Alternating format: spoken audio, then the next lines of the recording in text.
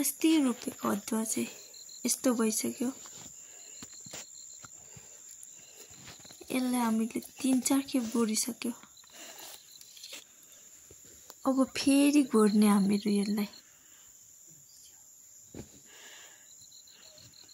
मजाले गोडिदिनु पर्छ।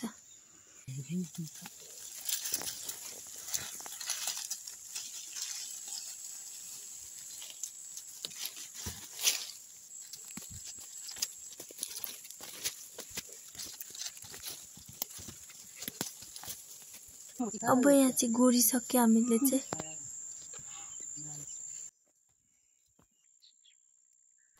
यहाँ चाहिँ माउ पनि निकाल्दैछ,